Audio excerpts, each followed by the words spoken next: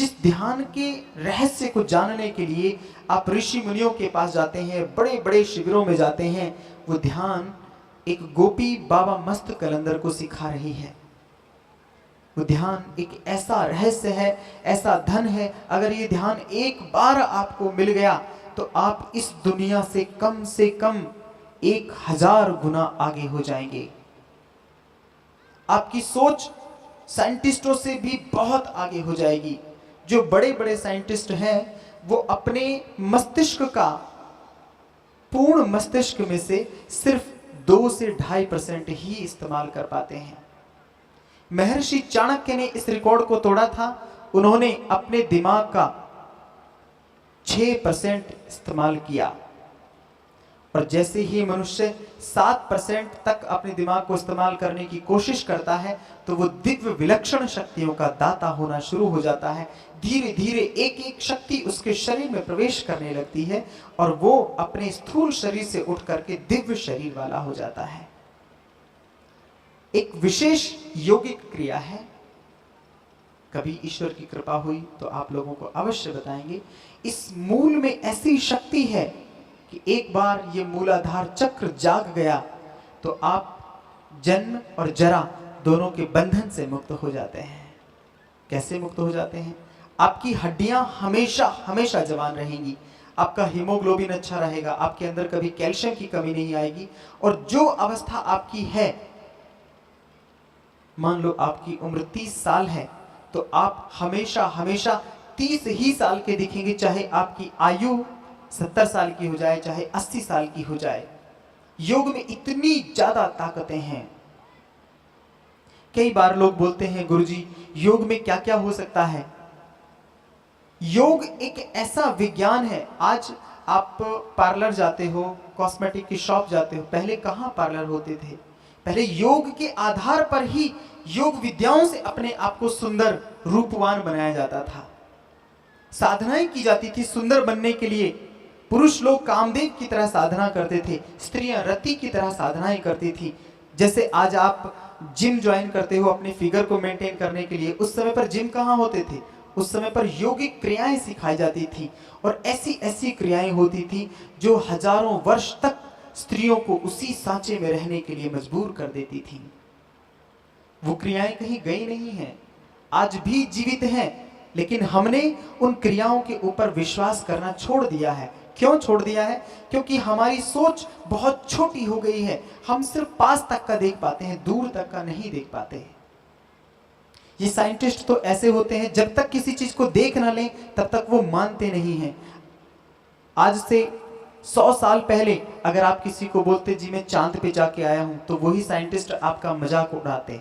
आज वो खुद पहुंच गए हैं तो कहते हैं हाँ कोई बड़ी बात नहीं है। पहले कोई कहे कि जी मैं अन्न जल के बिना रह सकता हूं, साइंटिस्ट कहते हैं मर जाएगा, पागल हो जाएगा।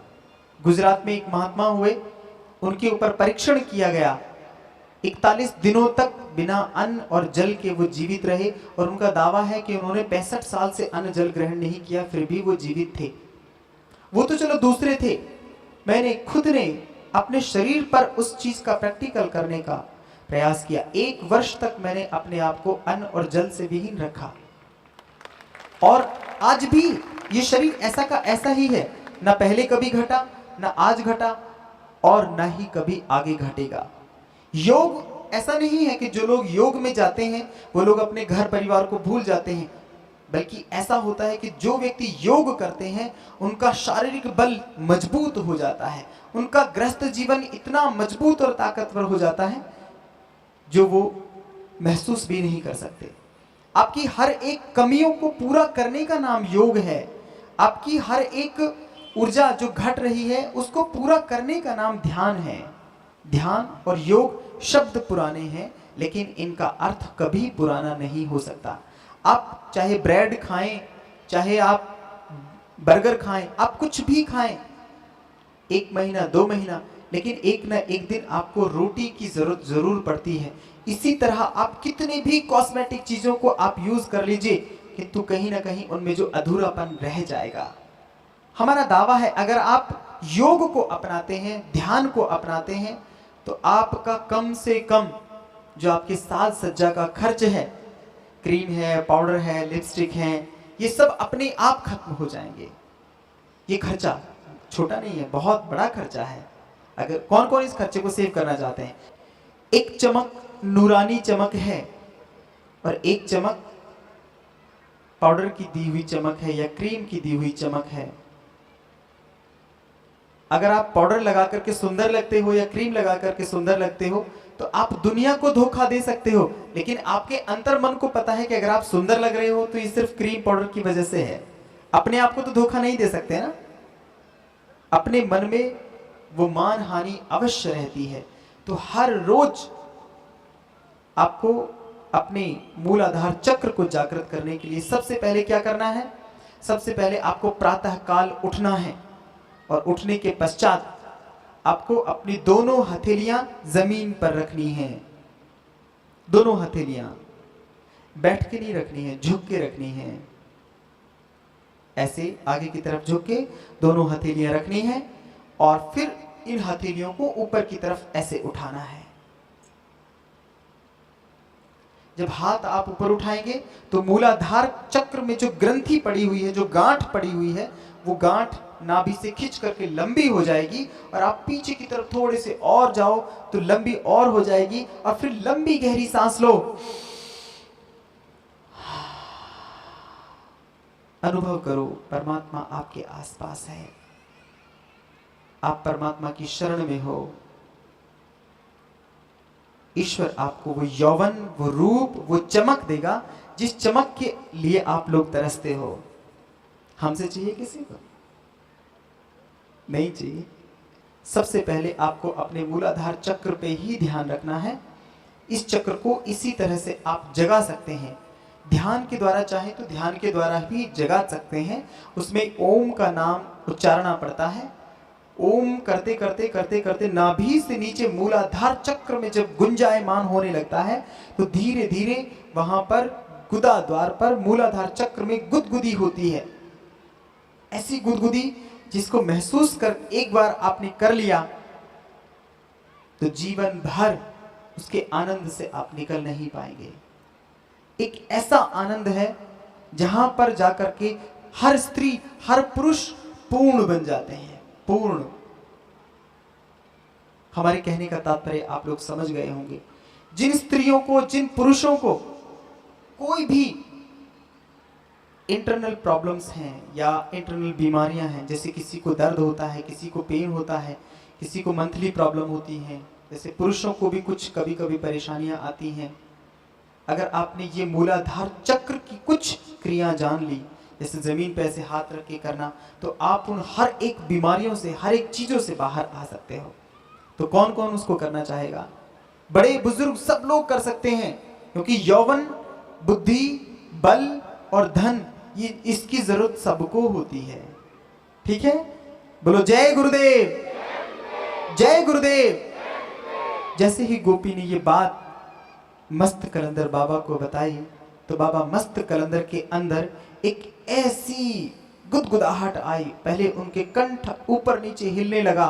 वो गुदगुदाहट कंठ से नीचे हृदय में आई, हृदय से नाभि में आई और नाभि से जैसे ही वो गुदगुदाहट मूलाधार चक्र में प्रवेश की, बाबा मस्त कलंदर फिर से मस्त हो गए, डूब गए मस्ती में। अब उन्हें दुनिया का भी आभास नहीं है। अब बाबा क्या कह रहे हैं? मस्त कलंदर, मस्त कलंदर, मस्त कलंदर, मस्त कलंदर, मस्त कलंदर, मस्त कलंदर, मस्त कलंदर। ये बाबा मस्त कलंदर की मस्ती का पहला लक्षण था।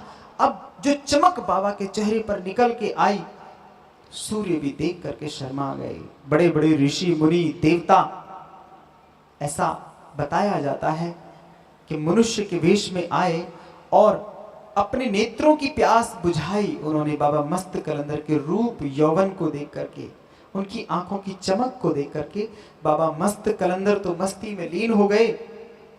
अब दूसरे चक्र की बारी आती है और ये दूसरा चक्र हम कल पूरा करेंगे। मस्त कलंदर, मस्त कलंदर, मस्त कलंदर, मस्त कलंदर, मस्त कलंदर, मस्त कलंदर। अच्छा सच बताइए, इस अभ्यास को सुनने के बाद किस किस के अंदर मस्ती सी छाई? किस किस को नशा सा हुआ? मस्त कलंदर मस्त कलंदर मस्त कलंदर मस्त कलंदर मस्त कलंदर मस्त कलंदर मस्त कलंदर मस्त कलंदर मस्त कलंदर मस्त कलंदर मस्त कलंदर मस्त कलंदर। जय गुरुदेव, जय गुरुदेव, जय गुरुदेव। कल आपको ये शिक्षा दी जाएगी। देखिए, जो करेगा सो पाएगा। बताना हमारा फर्ज है कि आप हमेशा हमेशा के लिए कैसे जवान रह सकते हो, कैसे खूबसूरत बन सकते हो, कैसे बिना क्रीम पाउडर के आप सुंदर बन सकते हो, कैसे अपने प्रोफेशन में आप आगे बढ़ सकते हो, कैसे आपकी एनर्जी, आपकी ताकत अपने कार्य में, अपने जो भी आपका घर का काम है या अपने ऑफिस का काम है, आप उसमें कितनी ईमानदारी से काम कर पाते हो। बहुत सारे लोग होते हैं जिनको 10-10, 15-15 साल हो गए हैं, वो काम करते जरूर हैं, वो काम उनकी मजबूरी बन गया है, उनका शौक नहीं रहा। शुरू शुरू में शौक था, आज मजबूरी बन गया है। तो एक ऐसी लगन आपको लगेगी कि वो मन जब आप शुरू में काम करने में लगे हुए थे, वही मन, वही जवानी, वही ताजगी आपको फिर दोबारा से महसूस होगी। कल महाशक्तिपात है, जैसा है अभी राजीव जी ने बताया। तो उस महाशक्तिपात को कोई भी ना छोड़े, और जो अभिमंत्रित जल मिलेगा उसमें सब बीमारियों का इलाज है। आज एक विशेष शक्तिपात है जिसमें आप अधिकांशतः रोगों से मुक्त होंगे। एक जानकारी, एक बात हम और भी सबको खुले शब्दों में बोल देना चाहते हैं। हम जो भी कार्य कर रहे हैं ये जन सेवा हेतु है। इसमें हम किसी से कोई शुल्क, कोई फीस, कोई चार्ज कुछ नहीं लेते हैं। अगर फिर भी कोई ये बोलता है कि जी हम तो 3 दिन आए, हमें फायदा नहीं हुआ, डॉक्टर आपको 1 महीने भी बुलाएगा, आप 1 महीने लगातार जाओगे, फिर भी अगर फायदा नहीं हुआ तो वो डॉक्टर आप ही को डांटेगा, दवाई टाइम से नहीं ली होगी, और आपकी हिम्मत नहीं होगी कि आप उस डॉक्टर को जवाब दे दें कि जी मैं ठीक क्यों नहीं हुआ। लेकिन यहाँ पे 4 दिन अगर आप आते हो तो आप ऐसे दिखाते हो कभी कभी जैसे हमने बाबा जी के ऊपर कोई बहुत बड़ा एहसान कर दिया है कि जी हम 4 दिन आए, हमें कोई लाभ नहीं हुआ। लाभ होना या न होना ये आपकी भावनाओं के ऊपर है। आप जितनी सच्ची भावनाओं से बैठोगे उतना आपको लाभ निश्चित रूप से होगा। ईश्वर भी उस लाभ को रोक नहीं सकता है। अगर आप ये सोच के बैठेंगे कि लाभ होगा कि नहीं होगा, अच्छा देखते हैं क्या पता हो ही जाए, शंका, पहले ही शंका का छिद्र आपके अंदर हो गया है, तो कृपा कितनी भी आए वो जाती रहेगी। एक मटका होता है ना, उस मटके को आप पानी से भर दो, उसमें थोड़ा सा छेद कर दो, छोटा सा छेद पूरे मटके को खाली कर देता है। इसी तरह से अगर आपकी श्रद्धा और आपके विश्वास में जरा सा भी छेद हुआ तो आप दोष गुरुजी को नहीं दे सकते। बहुत सारे लोगों को जब ध्यान नहीं होता तो कहते हैं गुरुजी हमें तो ध्यान नहीं होता, नहीं लगता हमारा ध्यान। तो हम उनसे एक ही बात कहते हैं, अरे वाह, तुम तो बड़े कोई देवदूत हो, किसी दूसरी दुनिया से उतर के आए हो जो आपको ध्यान नहीं होता है, आपका ध्यान नहीं लगता। अगर आप सब लोग भी ऐसे सोचते हैं कि आपका ध्यान नहीं लगता तो आप भी किसी दूसरी दुनिया से उतर के आए हो, साधारण नहीं हो, फिर तो आप असाधारण प्राणी हो। प्रयास किया नहीं और फल चखने को चाहिए। हाँ चलो ठीक है, जय गुरुदेव। अभी सब लोग शक्तिपात के लिए तैयार हो जाइए और अपने अपने हाथ एक बार और ऊपर की तरफ खड़े कर लीजिए। जय गुरुदेव, जय गुरुदेव, जय गुरुदेव।